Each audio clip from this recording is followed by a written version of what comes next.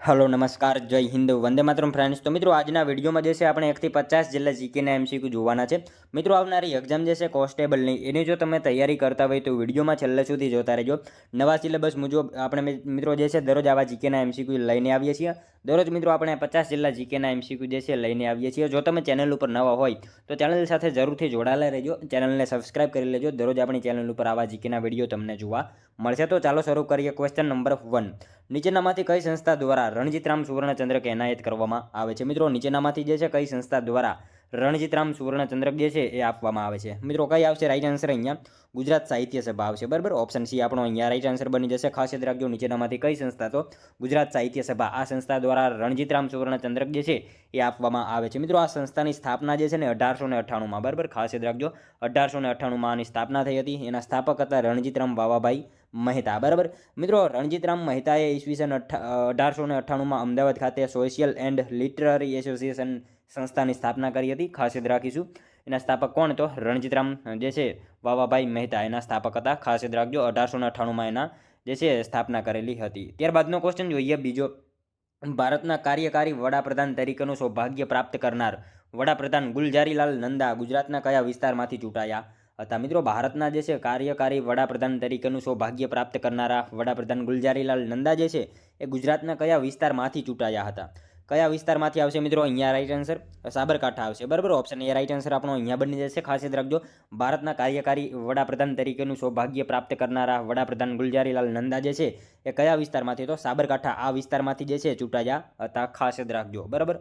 જોઈએ ત્યારબાદનો next question, 1986માં Bharat સરકાર દ્વારા પંચાયતી રાજ સંસ્થાઓના પુનરુદ્ધાર માટે કઈ સમિતિની રચના કરવામાં આવી હતી? મિત્રો 1986માં જે છે ભારત સરકાર દ્વારા પંચાયતી રાજ સંસ્થાઓના પુનરુદ્ધાર માટે જે છે એ કઈ સમિતિની રચના કરવામાં આવી હતી? કઈ સમિતિ આવશે રાઈટ આન્સર?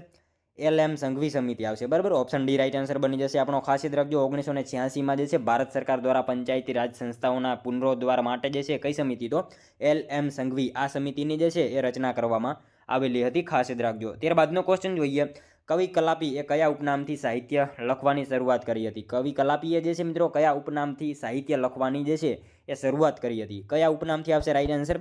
મધુકર આવશે, બરાબર। ઓપ્શન ડી રાઈટ આન્સર અહીંયા બની જશે આપણો। ખાસ યાદ રાખજો કવિ કલાપી જે છે એમને કયા ઉપનામથી? તો મધુકર આવા ઉપનામથી જે છે એમને સાહિત્ય લખવાની શરૂઆત કરેલી હતી। મિત્રો તમે વિડીયો જે છે છેલ્લે સુધી જોતા રહેજો। આપણે છેલ્લે લાસ્ટમાં એક 51મો ક્વેશ્ચન રાખેલો છે જેનો આન્સર જે છે તમારે કોમેન્ટમાં જણાવવાનો રહે છે, તો વિડીયોમાં તમે છેલ્લે સુધી જોતા રહેજો।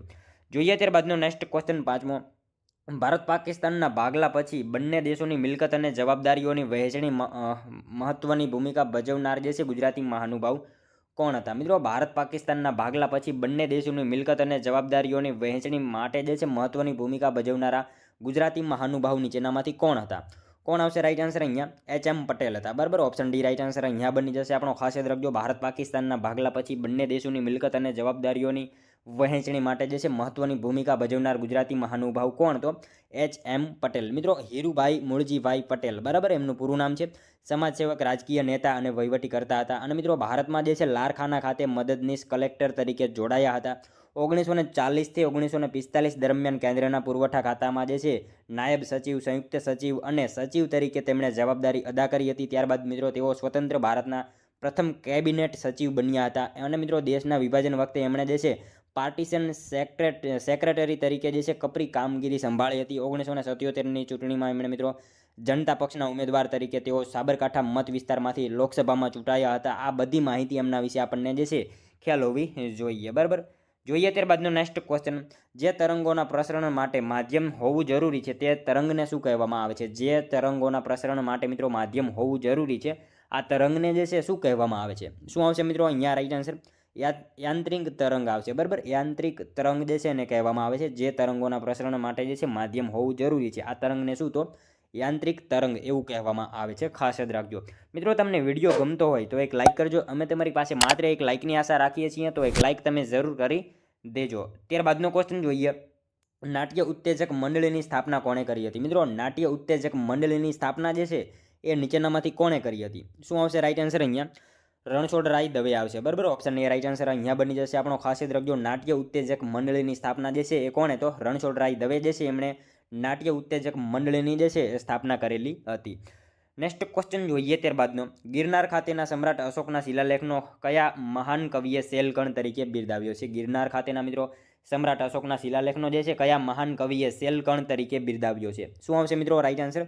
કવિ નાનાલાલ આવશે, બરાબર. ઓપ્શન એ રાઈટ આન્સર અહીંયા બની જશે આપણો. ખાસ યાદ રાખજો, ગિરનાર ખાતેના સમ્રાટ અશોકના શિલાલેખનો જે છે કયા મહાન કવિએ, તો કવિ નાનાલાલે જે છે એ શેલકણ તરીકે બિરદાવેલો છે. નેક્સ્ટ ક્વેશ્ચન જોઈએ ત્યારબાદનો, બાલાસિનોર તાલુકો ગુજરાતના કયા જિલ્લામાં આવેલો છે? મિત્રો બાલાસિનોર તાલુકો જે છે ગુજરાતના કયા જિલ્લામાં આવેલો છે?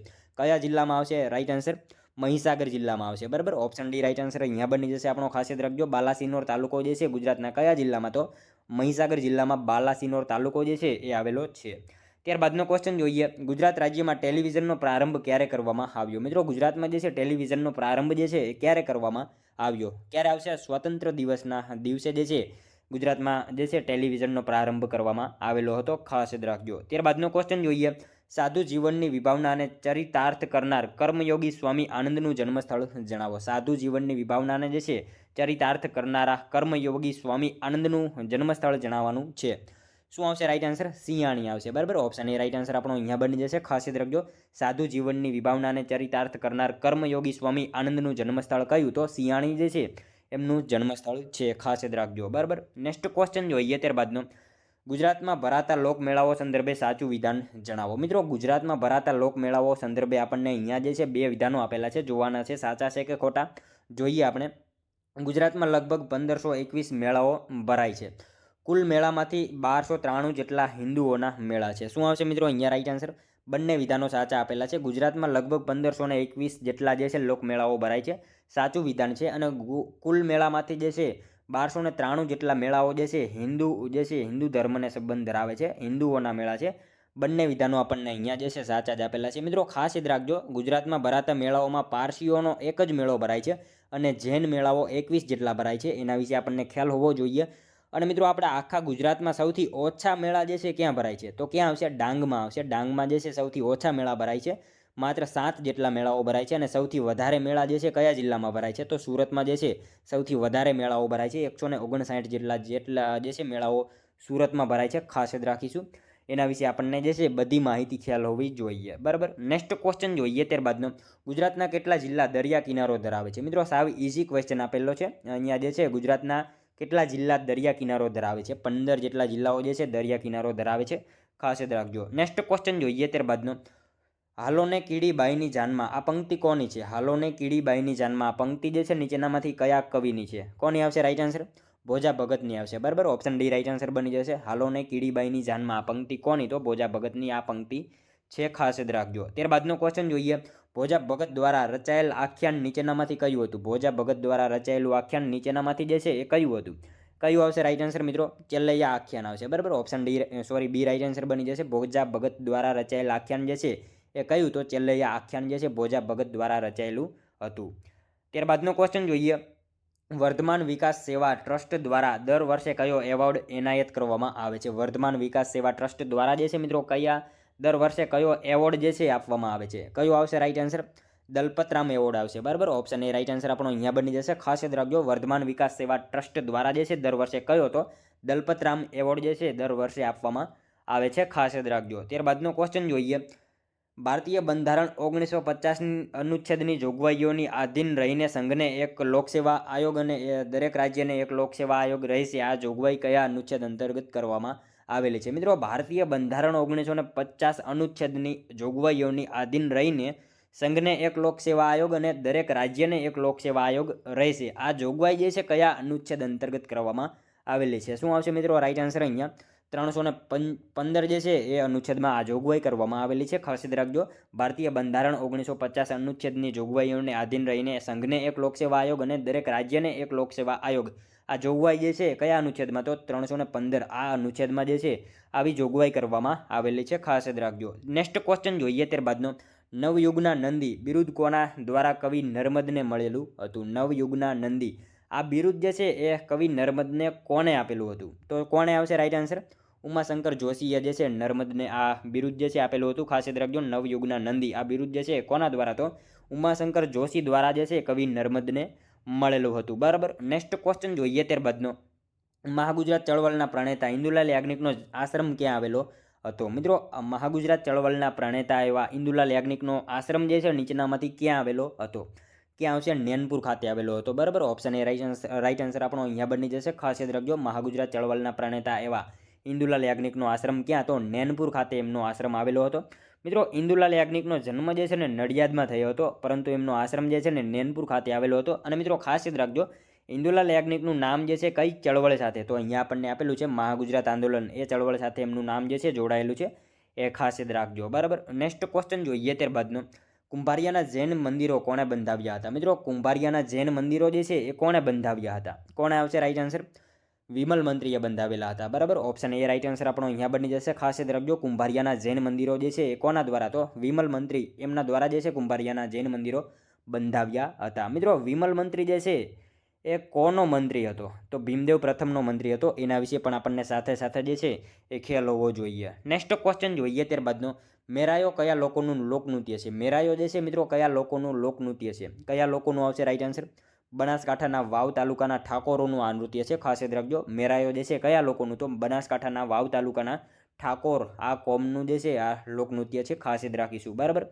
જોઈએ ત્યારબાદનો નેક્સ્ટ ક્વેશ્ચન, નીચેનામાંથી કોણે સુરસિંહજી ગોહિલને પ્રણય અને અશ્રુના કવિ કહ્યા હતા? નીચેનામાંથી મિત્રો કોણે જે છે સુરસિંહજી ગોહિલને જે છે પ્રણય અને અશ્રુના કવિ કહ્યા હતા? કોણે આવશે રાઈટ આન્સર? મિત્રો અહીંયા કનૈયાલાલ મુનશીએ કહ્યા હતા, બરાબર. ઓપ્શન સી રાઈટ આન્સર આપણો અહીંયા બની જશે. ખાસ યાદ રાખજો, સુરસિંહજી ગોહિલને પ્રણય અને અશ્રુના કવિ કોણે? તો કનૈયાલાલ મુનશીએ આવું કહ્યું હતું. ખાસ યાદ રાખજો. નેક્સ્ટ ક્વેશ્ચન જોઈએ ત્યારબાદનો, હિન્દ છોડો ચળવળ દરમિયાન ગુજરાત કોલેજમાં કયા મહાનુભાવે વિદ્યાર્થીઓની સભા સંબોધી હતી? હિન્દ છોડો આંદોલન દરમિયાન મિત્રો ગુજરાત કોલેજમાં જે છે કયા મહાનુભાવે વિદ્યાર્થીઓની સભા જે છે સંબોધી હતી? કોણે આવશે રાઈટ આન્સર? રવિશંકર વ્યાસ આવશે, બરાબર. ઓપ્શન સી રાઈટ આન્સર બની જશે આપણો. ખાસ યાદ રાખજો, હિન્દ છોડો આંદોલન દરમિયાન જે છે ગુજરાત કોલેજમાં કયા મહાનુભાવે? તો રવિશંકર વ્યાસ જે છે એમણે મિત્રો વિદ્યાર્થીઓની સભા સંબોધી હતી. ખાસ યાદ રાખજો. નેક્સ્ટ ક્વેશ્ચન જોઈએ ત્યારબાદનો, મહાગુજરાત આંદોલનની શરૂઆત ક્યારે થઈ હતી? મિત્રો મહાગુજરાત આંદોલનની શરૂઆત જે છે એ ક્યારે થઈ હતી? ક્યારે આવશે? 1956માં આવશે, બરાબર. ઓપ્શન સી રાઈટ આન્સર આપણો અહીંયા બની જશે. મહાગુજરાત આંદોલનની શરૂઆત જે છે એ ક્યારે? તો 1956માં જે છે મહાગુજરાત આંદોલનની શરૂઆત થયેલી હતી. મિત્રો તમે વિડીયો છેલ્લે સુધી જોતા રહેજો, અને છેલ્લે જે છે લાસ્ટમાં આ 50માંથી તમારા કેટલા સાચા પડે છે એ પણ તમારે સાથે સાથે ટેસ્ટ આપતું રહેવાનું છે, અને લાસ્ટમાં 50માંથી તમારા કેટલા સાચા પડે છે એ કોમેન્ટમાં જણાવવાનું રહેશે, બરાબર. તો વિડીયોમાં તમે છેલ્લે સુધી જોતા રહેજો. ત્યારબાદનો ક્વેશ્ચન જોઈએ, વિદ્યાગૌરી નીલકંઠનો જન્મ ક્યાં થયો હતો? મિત્રો વિદ્યાગૌરી નીલકંઠનો જન્મ જે છે એ ક્યાં થયો હતો? ક્યાં આવશે રાઈટ આન્સર? અમદાવાદ ખાતે થયેલો હતો, બરાબર. ઓપ્શન એ રાઈટ આન્સર બની જશે. ખાસ યાદ રાખજો, વિદ્યાગૌરી નીલકંઠનો જન્મ જે છે એ ક્યાં? તો વિદ્યાગૌરી નીલકંઠનો જન્મ જે છે અમદાવાદમાં થયેલો હતો, બરાબર. નેક્સ્ટ ક્વેશ્ચન જોઈએ ત્યારબાદનો, સરદાર વલ્લભભાઈ પટેલ રાષ્ટ્રીય સ્મારક તરીકે નામાંકિત થયેલ અમદાવાદ શહેરનો મોતીશાહી મહેલ કોણે બંધાવ્યો હતો? સરદાર પટેલ જે છે રાષ્ટ્રીય સ્મારક તરીકે નામાંકિત થયેલ અમદાવાદ શહેરનો મોતીશાહી મહેલ જે છે એ કોણે બંધાવ્યો હતો? કોણે આવશે રાઈટ આન્સર? મિત્રો અહીંયા શાહજહાંએ બંધાવેલો હતો, બરાબર. ઓપ્શન સી રાઈટ આન્સર બની જશે. ખાસ યાદ રાખજો, સરદાર વલ્લભભાઈ પટેલ રાષ્ટ્રીય સ્મારક તરીકે નામાંકિત થયેલ અમદાવાદ શહેરનો મોતીશાહી મહેલ જે છે એ કોણે? તો શાહજહાંએ જે છે બંધાવેલો હતો. ખાસ યાદ રાખજો. મિત્રો વાત કરીએ મોતીશાહી મહેલ વિશે, બરાબર. આ મહેલ જે છે મિત્રો અમદાવાદ ખાતે આવેલો છે, અને એની સ્થાપના જે છે શાહજહાંએ કરી હતી. અને મિત્રો આ મહેલમાં જે છે બ્રિટિશ એન્જિનિયર વિલિયમ્સે જે છે બગીચાનું નવનિર્માણ કરી નયન રમ્ય ઓપ આપ્યો હતો. અને મિત્રો આ મહેલમાં જે ખંડનો રવિન્દ્રનાથ ટાગોરે અધ્યયન માટે ઉપયોગ કર્યો હતો તે ખંડ ટાગોર સ્મૃતિ ખંડ તરીકે ઓળખાય છે. ખાસ યાદ રાખજો, આ મહેલમાં જે ખંડનો રવિન્દ્રનાથ ટાગોરે અધ્યયન માટે ઉપયોગ કર્યો હતો તે ખંડ ટાગોર સ્મૃતિ ખંડ તરીકે ઓળખાય છે. અને મિત્રો ઈસવીસન 1975થી મોતીશાહી મહેલને શ્રી સરદાર વલ્લભભાઈ પટેલ રાષ્ટ્રીય સ્મારકમાં જે છે રૂપાંતરિત કરવામાં આવેલું હતું. ખાસ યાદ રાખજો, સાલ યાદ રાખજો, 1975થી જે છે એ મોતીશાહી મહેલને સરદાર પટેલ જે છે રાષ્ટ્રીય સ્મારકમાં જે છે રૂપાંતરિત કરવામાં આવેલું હતું. ખાસ યાદ રાખજો, બરાબર. નેક્સ્ટ ક્વેશ્ચન જોઈએ ત્યારબાદનો, ગુજરાતમાં સૌથી મોટા કદના ખેતરો કયા જિલ્લામાં જોવા મળે છે? મિત્રો ગુજરાતમાં જે છે સૌથી મોટા કદના ખેતરો કયા જિલ્લામાં જોવા મળે છે? ડાંગ જિલ્લામાં જોવા મળે છે, બરાબર. ઓપ્શન બી રાઈટ આન્સર અહીંયા બની જશે આપણો. ખાસ યાદ રાખજો, ગુજરાતમાં સૌથી મોટા કદના ખેતરો જે છે કયા જિલ્લામાં? તો ડાંગ જિલ્લામાં જોવા મળે છે મોટા કદના ખેતરો. ત્યારબાદનો ક્વેશ્ચન જોઈએ, પૂજ્ય કસ્તુરબાનો સેવાશ્રમ સ્થળ મરોલી કયા જિલ્લામાં આવેલું છે? મિત્રો પૂજ્ય કસ્તુરબાનો સેવાશ્રમ સ્થળ મરોલી જે છે એ કયા જિલ્લામાં આવેલું છે? કયા જિલ્લામાં આવશે? નવસારી જિલ્લામાં આવેલું છે, બરાબર. ઓપ્શન સી રાઈટ આન્સર બની જશે. ખાસ યાદ રાખજો, પૂજ્ય કસ્તુરબાનો સેવાશ્રમ સ્થળ જે છે મરોલી એ કયા જિલ્લામાં? તો નવસારી જિલ્લામાં મરોલી જે છે એ આવેલું છે. ત્યારબાદનો ક્વેશ્ચન જોઈએ, ગુજરાતના બંદરોમાં મગદલ્લા બંદર ક્યાં આવેલું છે? મિત્રો ગુજરાતના બંદરોમાં મગદલ્લા બંદર જે છે એ ક્યાં આવેલું છે?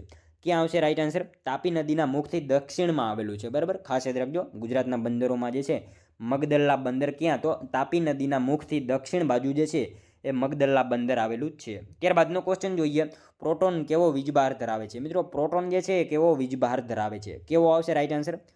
ધન આવશે, બરાબર, ધન વીજભાર ધરાવે છે પ્રોટોન, બરાબર.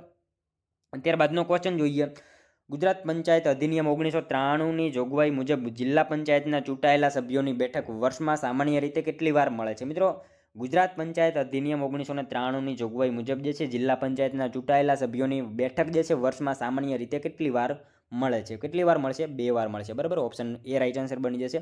ગુજરાત પંચાયત અધિનિયમ 1993ની જોગવાઈ મુજબ જે છે જિલ્લા પંચાયતના ચૂંટાયેલા સભ્યોની બેઠક વર્ષમાં કેટલી વાર? તો 2 વાર મળતી હોય છે, ખાસ યાદ રાખજો. નેક્સ્ટ ક્વેશ્ચન જોઈએ ત્યારબાદનો, દ્વારકાના મુખ્ય મંદિરનું નામ શું છે? મિત્રો દ્વારકાના મુખ્ય મંદિરનું નામ જે છે એ શું છે? તો જગત મંદિર, બરાબર, જગત મંદિર એનું મુખ્ય નામ છે, ખાસ યાદ રાખજો. દ્વારકાના મુખ્ય મંદિરનું નામ શું? તો જગત મંદિર, અથવા તો મિત્રો ત્રિલોક સુંદર એવા તરીકે પણ ઓળખાય છે. ત્રિલોક સુંદર તરીકે પણ એને ઓળખવામાં આવે છે. એના વિશે પણ આપણને સાથે સાથે ખ્યાલ હોવો જોઈએ.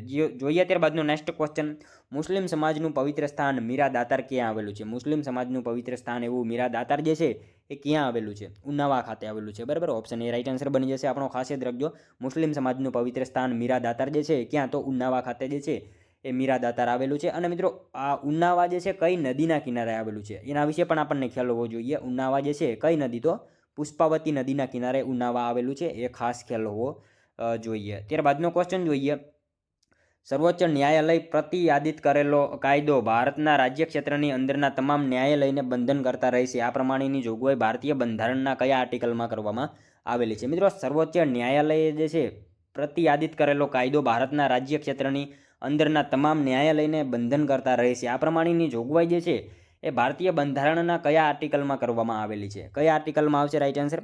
141 આર્ટિકલમાં જે છે એ જોગવાઈ કરવામાં આવેલી છે, ખાસ યાદ રાખીશું, બરાબર. ત્યારબાદનો ક્વેશ્ચન જોઈએ, રામનારાયણ વિશ્વનાથ પાઠકનું ઉપનામ જણાવો. રામનારાયણ વિશ્વનાથ પાઠકનું ઉપનામ જે છે એ શું હતું? શું આવશે? દ્વિરેક હતું, બરાબર. ઓપ્શન સી રાઈટ આન્સર બની જશે. રામનારાયણ વિશ્વનાથ પાઠકનું ઉપનામ શું? તો દ્વિરેક એમનું ઉપનામ છે, બરાબર. ત્યારબાદનો ક્વેશ્ચન જોઈએ, ઉમાશંકર જોશીના પ્રથમ વાર્તા સંગ્રહનું નામ જણાવો. ઉમાશંકર જોશીના પ્રથમ વાર્તા સંગ્રહનું નામ જે છે એ શું હતું? શું આવશે મિત્રો રાઈટ આન્સર? શ્રાવણી મેળો હતો, બરાબર. ઓપ્શન ડી રાઈટ આન્સર બની જશે. ઉમાશંકર જોશીના પ્રથમ વાર્તા સંગ્રહનું નામ શું? તો શ્રાવણી મેળો એમના જે છે પ્રથમ વાર્તા સંગ્રહનું નામ હતું, ખાસ યાદ રાખીશું. ત્યારબાદનો ક્વેશ્ચન જોઈએ, શીલ વિનાની વિદ્યા એ વાંજણી વિદ્યા છે. આ વિધાન કોનું છે? શીલ વિનાની વિદ્યા એ વાંજણી વિદ્યા છે. આ વિધાન જે છે નીચેનામાંથી કોનું છે? કોનું આવશે? નાનાભાઈ ભટ્ટનું આ વિધાન છે, ખાસ યાદ રાખજો. ઓપ્શન બી રાઈટ આન્સર બની જશે. શીલ વિનાની વિદ્યા એ વાંજણી વિદ્યા છે. આ વિધાન કોનું? તો નાનાભાઈ ભટ્ટનું આ વિધાન છે, બરાબર, ખાસ યાદ રાખીશું. ત્યારબાદનો ક્વેશ્ચન જોઈએ, ચંબલ અને બેતવા નદીઓ કયા ઉચ્ચ પ્રદેશમાંથી વહે છે? મિત્રો ચંબલ અને બેતવા નદીઓ જે છે કયા ઉચ્ચ પ્રદેશમાંથી વહે છે? માળવાના ઉચ્ચ પ્રદેશમાંથી વહે છે, બરાબર. ચંબલ અને બેતવા નદીઓ જે છે કયા ઉચ્ચ પ્રદેશમાંથી? તો માળવાના ઉચ્ચ પ્રદેશમાંથી આ બંને નદીઓ જે છે વહે છે. મિત્રો વાત કરીએ માળવાના ઉચ્ચ પ્રદેશ વિશે, તો માળવાના ઉચ્ચ પ્રદેશના જે છે ઉત્તર પશ્ચિમ ભાગમાં અરવલ્લીની ગિરિમાળા આવેલી છે. આ ઉચ્ચ પ્રદેશ નર્મદા અને તાપી નદીઓ તથા વિંધ્યાચલ પર્વતની ઉત્તર પશ્ચિમના ત્રિભુજાકારે વ્યાપ્ત છે. અને એના ઉત્તર પૂર્વમાં જે છે ગંગાનું મેદાન આવેલું છે. અને એ લગભગ 530 કિલોમીટરની લંબાઈ અને 390 કિલોમીટરની પહોળાઈ સાથે દ્વીપકલ્પ આશરે 1,50,000 ચોરસ કિલોમીટર ક્ષેત્ર ઉપર વ્યાપ્ત જોવા મળે છે. એના વિશે તમામ માહિતી જે છે આપણને ખ્યાલ હોવી જોઈએ, બરાબર. ત્યારબાદનો ક્વેશ્ચન જોઈએ, પદાર્થનું વજન માપવા માટે શેનો ઉપયોગ થાય છે? મિત્રો પદાર્થનું વજન માપવા માટે જે છે શેનો ઉપયોગ થાય? સ્પ્રિંગ કાંટો, બરાબર. સ્પ્રિંગ કાંટાનો ઉપયોગ થાય છે પદાર્થનું વજન માપવા માટે. શેનું? તો સ્પ્રિંગ કાંટાનો જે છે ઉપયોગ કરવામાં આવે છે. ત્યારબાદનો ક્વેશ્ચન જોઈએ 40મો, કેલ્વિન એ શેનો એકમ છે? મિત્રો કેલ્વિન જે છે શેનો એકમ છે? શેનો આવશે રાઈટ આન્સર? અહીંયા તાપમાનનો એકમ છે, બરાબર. કેલ્વિન એ શેનો? તો તાપમાનનો એકમ છે. નેક્સ્ટ ક્વેશ્ચન જોઈએ ત્યારબાદનો, નીચેનામાંથી કયો કિલ્લો ઇલ્વદુર્ગ તરીકે જાણીતો હતો? નીચેનામાંથી કયો કિલ્લો જે છે એ ઇલ્વદુર્ગ તરીકે જાણીતો હતો? કયો કિલ્લો આવશે રાઈટ આન્સર? ઈડરિયો ગઢ આવશે, બરાબર. ઓપ્શન ડી રાઈટ આન્સર આપણો અહીંયા બની જશે. નીચેનામાંથી કયો કિલ્લો? તો ઈડરિયો ગઢ જે છે ઇલ્વદુર્ગ તરીકે પણ જાણીતો હતો. ત્યારબાદનો ક્વેશ્ચન જોઈએ, આરટીઈ અધિનિયમ સમગ્ર ભારતમાં ક્યારે લાગુ થયો હતો? આરટીઈ અધિનિયમ જે છે મિત્રો સમગ્ર ભારતમાં ક્યારે લાગુ થયો? 1 એપ્રિલ 2010માં લાગુ થયો હતો, ખાસ યાદ રાખજો. આરટીઈ એક્ટ જે છે અધિનિયમ આ સમગ્ર ભારતમાં ક્યારે? તો 1 એપ્રિલ 2010માં લાગુ થયો હતો. ત્યારબાદનો ક્વેશ્ચન જોઈએ, જાત્રાળુ ઉપનામ નીચેનામાંથી કયા સાહિત્યકારનું છે? મિત્રો જાત્રાળુ ઉપનામ જે છે નીચેનામાંથી કોનું છે? કોનું આવશે? જોઈએ આપણે રામનારાયણ પાઠકનું આવશે, બરાબર. ઓપ્શન એ રાઈટ આન્સર બની જશે. જાત્રાળુ ઉપનામ જે છે એ કોનું? તો રામનારાયણ પાઠક જે છે એમનું ઉપનામ શું? તો જાત્રાળુ એમનું ઉપનામ છે, ખાસ યાદ રાખજો. ત્યારબાદનો ક્વેશ્ચન જોઈએ, પેટ્રોલિયમ કયા પ્રકારના ખડકમાંથી મળી આવે છે? મિત્રો પેટ્રોલિયમ જે છે એ કયા પ્રકારના ખડકમાંથી મળી આવે છે? પ્રસ્તર ખડકમાંથી મળી આવશે, બરાબર. ઓપ્શન બી રાઈટ આન્સર બની જશે આપણો. ખાસ યાદ રાખજો, પેટ્રોલિયમ જે છે કયા પ્રકારના ખડકમાંથી? તો પ્રસ્તર ખડકોમાંથી જે છે પેટ્રોલિયમ મળી આવે છે. મિત્રો અપક્ષરણ અને ઘસારણ બળોના પરિણામે આગ્નેય ખડકો તૂટે છે. તૂટેલા ખડક પદાર્થોનું જળમાં નિક્ષેપણ થતું રહે છે અને એમના જે છે એ સ્તરો રચાય છે. આમ એક સ્તર ઉપર બીજું સ્તર રચાય છે. કાળક્રમે તેમાંથી સ્તર રચના ધરાવતા ખંડોનું નિર્માણ થાય છે અને કેટલીક વાર આ ખડકોને એટલે જ આપણે જે છે નિક્ષેપકૃત ખડક પણ કહેવામાં એને આવે છે, બરાબર. ખાસ યાદ રાખીશું. ત્યારબાદનો ક્વેશ્ચન જોઈએ, મકરંદ દવેનું જન્મસ્થળ જણાવો. મકરંદ દવેનું જન્મસ્થળ જે છે એ નીચેનામાંથી કયું છે? ગોંડલ આવશે, બરાબર. ખાસ યાદ રાખજો, મકરંદ દવેનું જન્મસ્થળ કયું? તો ગોંડલ એમનું જન્મસ્થળ છે. ત્યારબાદનો ક્વેશ્ચન જોઈએ, વિશ્વનું સૌથી પ્રાચીન ડોકયાર્ડ ક્યાં આવેલું છે? મિત્રો વિશ્વનું સૌથી પ્રાચીન ડોકયાર્ડ જે છે એ ક્યાં આવેલું છે? આપણે સૌ જાણીએ છીએ લોથલ ખાતે આવશે. ઓપ્શન એ રાઈટ આન્સર બની જશે. ખાસ યાદ રાખજો, વિશ્વનું સૌથી પ્રાચીન ડોકયાર્ડ જે છે એ ક્યાં? તો લોથલ ખાતે આવેલું જ છે. ત્યારબાદનો ક્વેશ્ચન જોઈએ, હળવદ તાલુકો ગુજરાતના કયા જિલ્લામાં આવેલો છે? હળવદ તાલુકો મિત્રો સાવ ઇઝી ક્વેશ્ચન આપેલો છે, અહીંયા મોરબીમાં આવશે, બરાબર. હળવદ જે છે ક્યાં? તો મોરબી જિલ્લામાં જે છે હળવદ તાલુકો આવેલો છે. નેક્સ્ટ ક્વેશ્ચન જોઈએ, ત્યારબાદનો 48મો, પ્રતિવર્ષ કાર્તિકી 11 પૂનમના દિવસે સાબરમતી અને વાત્રક નદીના સંગમ સ્થળે કયો મેળો ભરાય છે? મિત્રો પ્રતિવર્ષ જે છે એ કાર્તિકી 11 પૂનમના દિવસે સાબરમતી અને વાત્રક નદીના સંગમ સ્થળે કયો મેળો ભરાય છે? વૌઠાનો મેળો આવશે, બરાબર. ઓપ્શન ડી રાઈટ આન્સર બની જશે. ખાસ યાદ રાખજો, દર વર્ષે જે છે કાર્તિકી 11 પૂનમના દિવસે સાબરમતી અને વાત્રક નદીના સંગમ સ્થળે કયો? તો વૌઠાનો મેળો જે છે એ ભરાતો હોય છે. નેક્સ્ટ ક્વેશ્ચન જોઈએ, ત્યારબાદનો હિંમતનગરના રોડમાં આવેલ પ્રાચીન કુંડ કયા નામે ઓળખાય છે? હિંમતનગરના રોડમાં આવેલ જે છે પ્રાચીન કુંડ, આ કુંડ કયા નામે ઓળખાય છે? શું આવશે? લાડચી માતા આવા નામથી ઓળખાય છે. ખાસ યાદ રાખજો, હિંમતનગરના રોડમાં આવેલ પ્રાચીન કુંડ કયા નામે? તો લાડચી માતા આ નામે ઓળખાય છે. ખાસ યાદ રાખજો. નેક્સ્ટ ક્વેશ્ચન જોઈએ, ત્યારબાદનો ગ્રામ પંચાયતમાં વહીવટી તથા મહેસૂલ કામ કરનાર કર્મચારી કોણ હોય છે? ગ્રામ પંચાયતમાં મિત્રો વહીવટી તથા મહેસૂલી કામ કરનારા કર્મચારી જે છે નીચેનામાંથી કોણ હોય? તલાટી કમ મંત્રી હોય છે, બરાબર. ઓપ્શન એ રાઈટ આન્સર અહીંયા બની જશે. ખાસ યાદ રાખજો. મિત્રો જોઈએ ત્યારબાદનો લાસ્ટ 51મો ક્વેશ્ચન, જેનો આન્સર જે છે તમારે કોમેન્ટમાં જણાવવાનો રહેશે, બરાબર. થરાદ જિલ્લો કયા જિલ્લામાંથી બનાવવામાં આવ્યો છે? મિત્રો સાવ એટલે સાવ ઇઝી ક્વેશ્ચન આપેલો છે અહીંયા. થરાદ જિલ્લો જે છે કયા જિલ્લામાંથી બનાવવામાં આવેલો છે? આનો એક આન્સર જે છે તમારે કોમેન્ટમાં જણાવવાનો રહેશે. સાથે સાથે મિત્રો આ 50માંથી તમારા કેટલા સાચા પડી ગયા એ પણ કોમેન્ટમાં જણાવવાનું રહેશે, બરાબર. તો મિત્રો આ હતો વિડીયો. જો તમને વિડીયો પસંદ આવ્યો હોય તો એક લાઇક કરજો, તમારા મિત્રો જોડે શેર કરજો, જેથી તેમને પણ ઉપયોગી બને. અને આપણી ચેનલ ઉપર નવા હોય તો ચેનલ સાથે જરૂરથી જોડાયેલા રહેજો. ચેનલને જે છે ખાસ સબસ્ક્રાઇબ કરી લેજો. દરરોજ આપણી ચેનલ ઉપર આવા જીકેના વિડીયો તમને જોવા મળશે. તો મળશું હવે આપણે કાલે બીજા વિડીયોમાં. ત્યાં સુધી જય હિન્દ, વંદે માતરમ.